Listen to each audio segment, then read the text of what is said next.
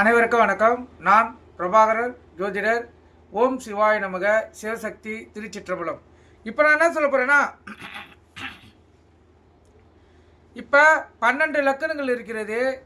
12 லக்கணங்களில் எந்தெந்த கிரகங்கள் எந்தெந்த லக்கணத்துக்கு சிறப்பு செய்யும் என்பதை சொல்கிறேன். நீங்கள் கருத்தில் கொண்டு பயன்பெறுங்க.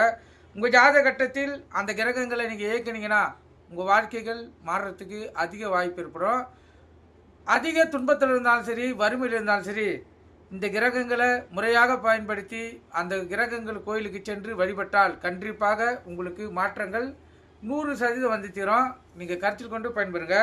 இப்போ மேச லக்கணம் எடுத்துக்கினா அந்த மேச லக்கணத்துக்கு நல்லது செய்கிறவங்க சூரியன், சந்திரன், குரு. ரிஷப லக்கணத்துக்கு சனி, புதன். மிதுன லக்கணத்துக்கு சுக்கிரன், புதன்.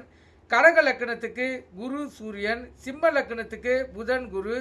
கன்னி லக்கணத்துக்கு புதன், சுக்கிரன். துலாம் லக்கணத்துக்கு சனி, சந்திரன், புதன். விருச்சிக லக்கணத்துக்கு சூரியன், சந்திரன், குரு. தனுசு லக்கணத்துக்கு சூரியன், புதன். மகர லக்கணத்துக்கு சூரியன், புதன்.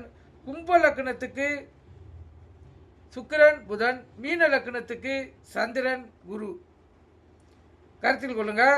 இப்போ இந்த மகர லக்கணத்துக்கு கொண்டு சூரியன், சுக்கிரன், புதன் இந்த 3 கிரகங்களும்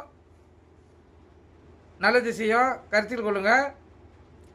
இதெல்லாம் உங்கள் வாழ்க்கையில் போராட்டங்கள் இருந்தாலும் சரி, வாழ்க்கையில் வறுமைகள் இருந்தாலும் சரி, இந்த தசை ஆரம்பிச்சிடுச்சுன்னா உங்களுக்கு யோகமான பலன்கள் தரும்.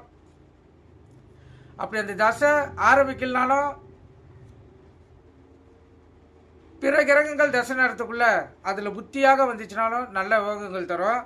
அந்த காலகட்டத்தில் நீங்கள் ஒரு தொழில் ஆரம்பித்தாலும் சரி, எந்த ஒரு வேலையை ஆரம்பித்தாலும் அது நீங்கள் ஜொலிக்கலாம், சிறப்படையலாம். அருமையான வாழ்க்கையை ஏற்படுத்துகிற ஒரு லக்கணத்துக்கும் இந்த கிரகங்கள் தான். நீங்கள் கருத்தில் கொண்டு நீங்கள் பயன்பெறுங்க. நன்றி, வணக்கம். வாழ்க வளமுடன்.